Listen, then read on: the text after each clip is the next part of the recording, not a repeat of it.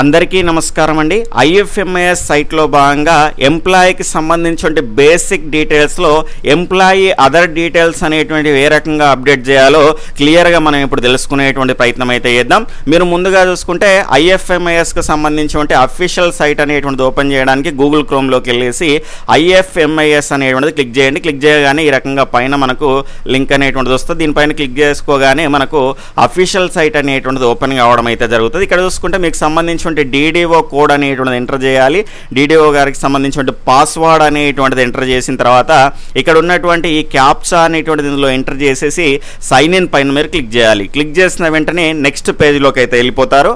Next page అనేటువంటిది ఈ రకంగా ఉంటుంది. ఇక్కడ చూసుకుంటే DDO గారికి అయితే OTP అనేటువంటిది వెళ్తుంది. అయితే మీకు OTP కనుక చూసుకుంటే ఆ రోజంతా ఒకటే ఉంటుంది కాబట్టి ఆ రకంగా మీకు తెలియజేస్తే కనుక ఆ OTP మీరు ఎంటర్ చేసుకొని ఈ రకంగా మీరు బేసిక్ డీటెయిల్స్ అనేటువంటివి ఫిల్ చేసుకోవడానికి అవకాశం అనేటువంటిది అయితే ఉంటుంది. ఇక్కడ OTP అనేటువంటిది ఎంటర్ చేయండి.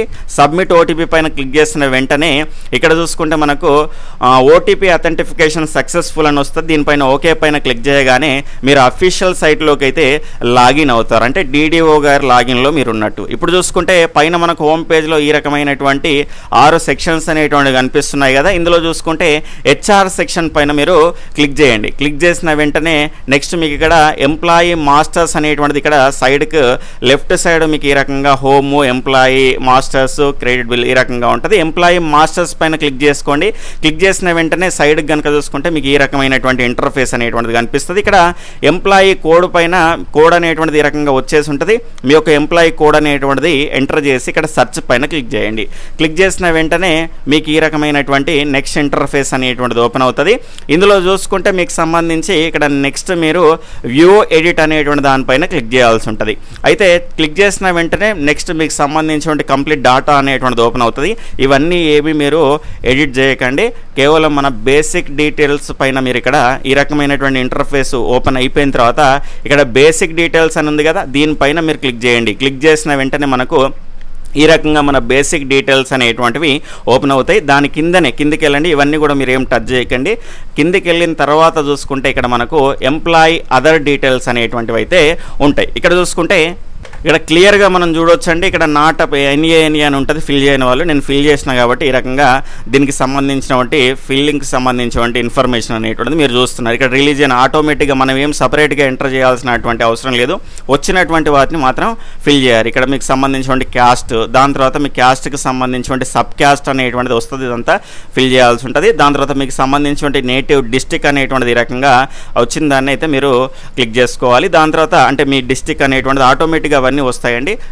డైరెక్ట్గా K అని కొట్టేసింది అనుకోండి కొమరంభీం, ఈ రకంగా మీరు డైరెక్ట్గా వచ్చేస్తుంది. దాని తర్వాత ప్లేస్ ఆఫ్ వర్క్ డిస్టిక్ కూడా సేమ్ ఉంటుంది కాబట్టి ఈ రకంగా మీకు సంబంధించి ఒకవేళ కొంతమంది వేరే జిల్లాల్లో కూడా జాయిన్ అవుతూ ఉంటారు నాన్ లోకల్ కింద కాబట్టి ఆ రకంగా ఈ రకంగా రెండు అడగడం జరిగింది.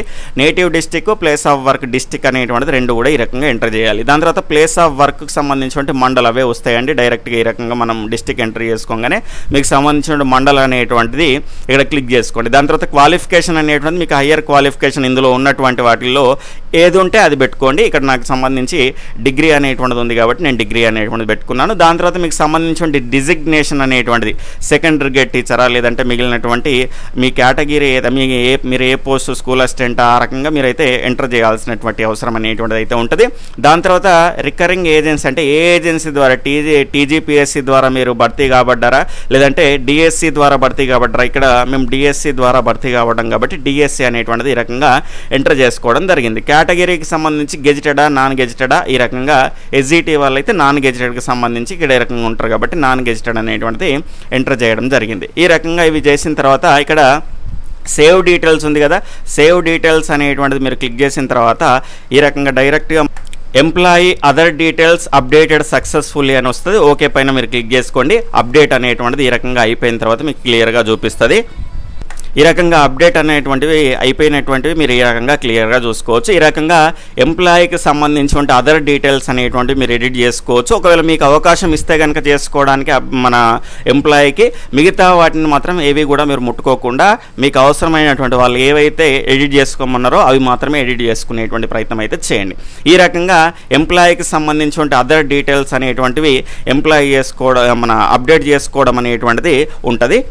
ఈ వీడియో అనేటువంటిది మీకు ఉపయోగపడ్డది అనిపిస్తే మీ యొక్క ఫ్రెండ్స్కి కూడా షేర్ చేసేటువంటి ప్రయత్నం అయితే చేయండి. Okay friends, bye, take care, జై హింద్.